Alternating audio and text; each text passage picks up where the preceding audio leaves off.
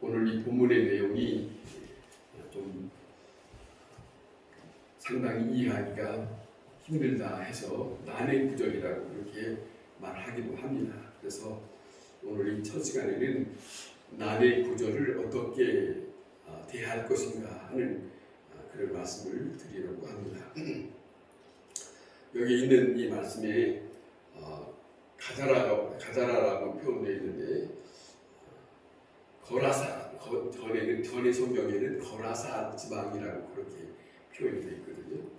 이 지방이 밖의 돼지를 방목했다, 밖에다가 키우는 그런 일을 했는데 그 근처에 공동묘지가 있었다는 겁니다.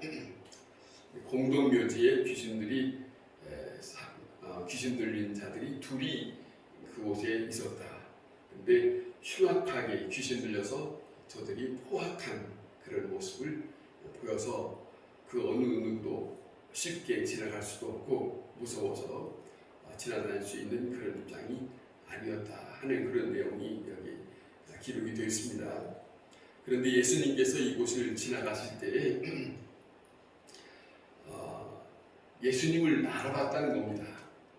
여러분, 마귀가 악한 사단들이 예수님을 알아보았다고 하는 것을 여러분 꼭 기억하시기 바랍니다. 마귀도 예수님을 알아봤다, 그런 말씀을 오늘 성경에서 우리가 보게 되는데, 알아보고 예수님 앞에 무릎을 꿇고 저들이 하는 말입니다. 아직 때가 이르기 전에 우리를 괴롭게 하려고 여기 오셨나이까, 그럽니다. 저들이 예수님이 누구신지를 아는 거죠. 그런 입장에서 이렇게 저들이 말하고 있는데, 그래서 예수님께서 저들에게 이제는 저들이 뭐라 하냐면 또 이어서 만일 우리를 쫓아내실 텐데 돼지떼에 들어가게 해달라고 요청을 하는 내용이에요. 그러니까 예수님이 저들의 말을 듣고 가라 그럽니다.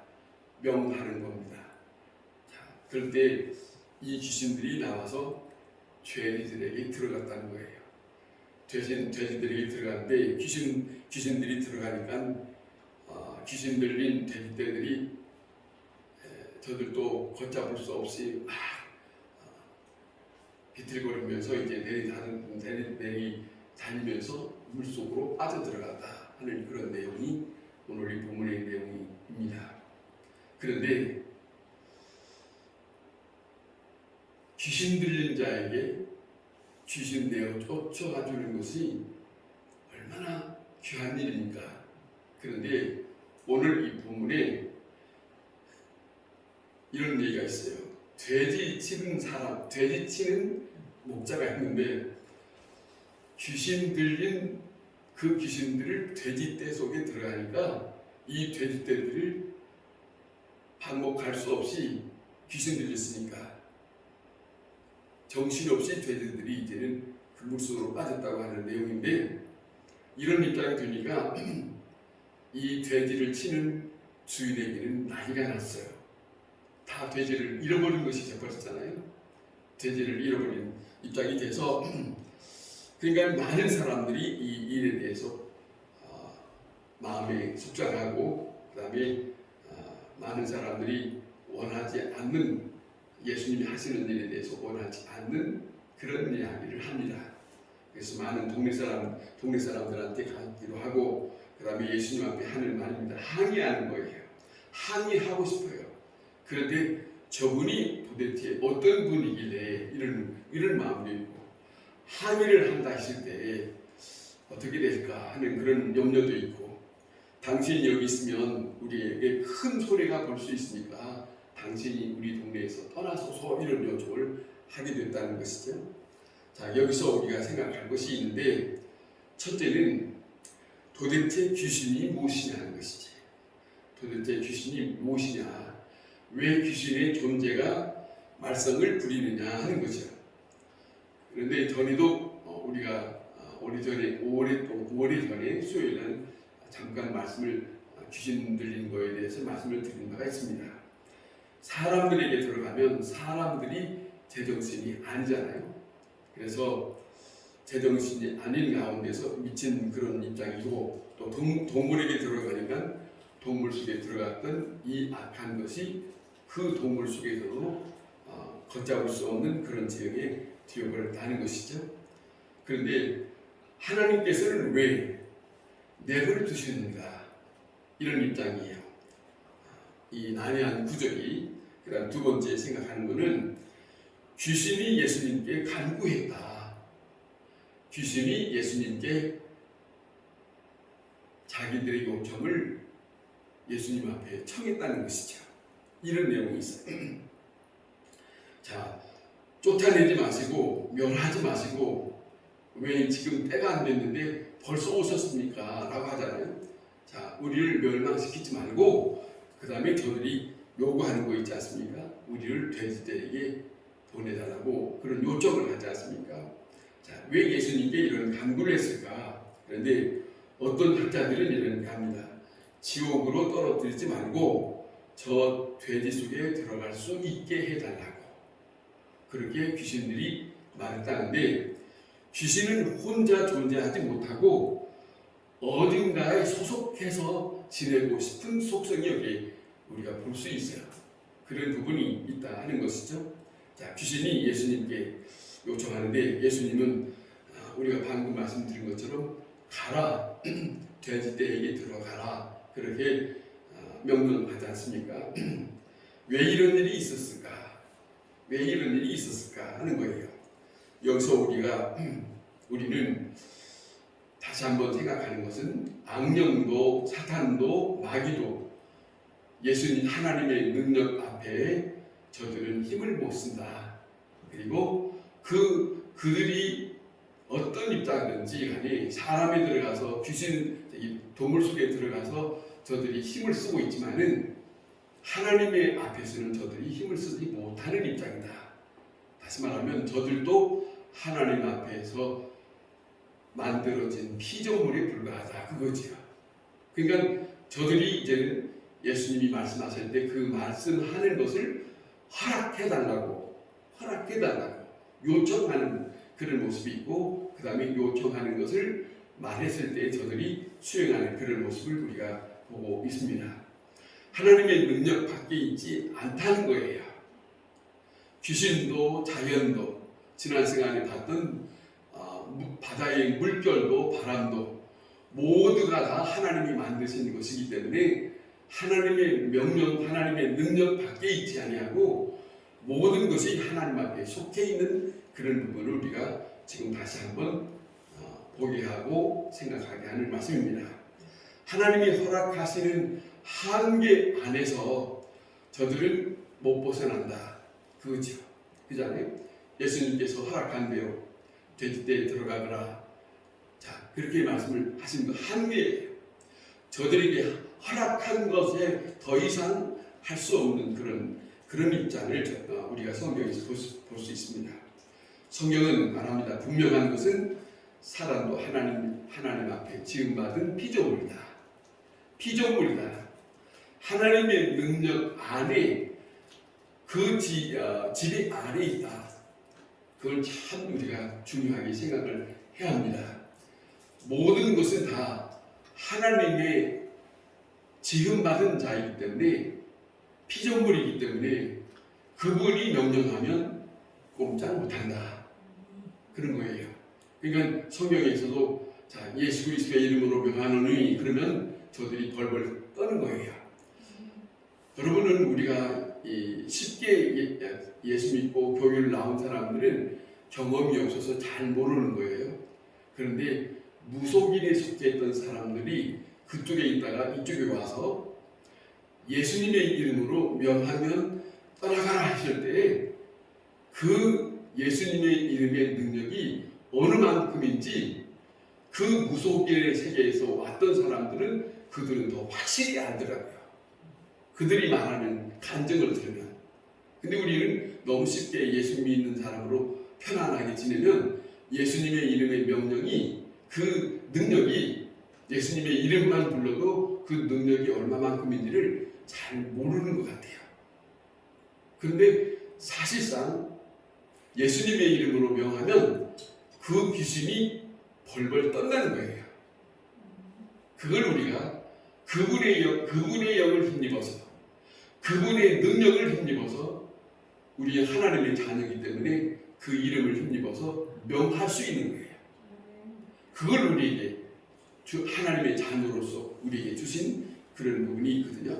자, 또 하나 문제는 귀신 들린 두 사람을 고쳐줬는데, 고쳐줬으면 고맙다고 해야 할 거 아니겠습니까? 그런데 왜 남의 생계를 파괴해야만이 되는가 하는 입장이 오늘 이 본문의 내용 속에 담겨져 있어요. 예수님께서 능력을 보이신 것은 좋지만은 그 능력은 언제나, 자, 생각하면 예수님의 능력은 건설적이기도 하고 생산적이기도 하고 그 다음에 남을 살리는 데에 그 능력을 쓰시거든요. 필요한 대로 다스릴 수 있으니까, 또 명할 수 있으니까. 그런데 예수님의 능력이 한 사람을 살리는 대신에 돼지를 치는 사람에게는 손해를 끼쳤다라고 하는 것이 오늘 이 본문의 내용이에요.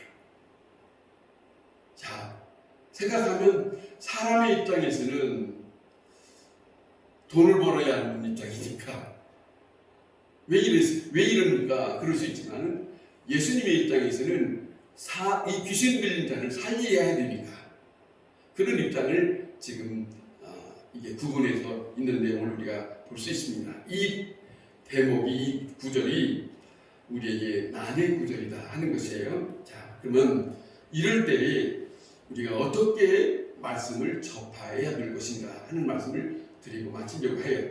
하나는 그 말씀은 어렵고 틀린 것은 아니에요. 지금 우리가 어떻게 이해하고 받아들여야 할지, 그것이 지금 문제지, 이 일은 성경이 잘못됐고 예수님이 잘못됐다 그런 건 아니라는 것이죠. 그 부분이에요. 그러니까 두 번째는 수준, 우리의 믿음의 수준, 우리가 말씀을 대하는 그 수준이 내가 깨달은 만큼만 이해하게 됩니다. 사람에게는. 지금까지 성경을 읽든 우리가 성경의 말씀을 듣든 말입니다.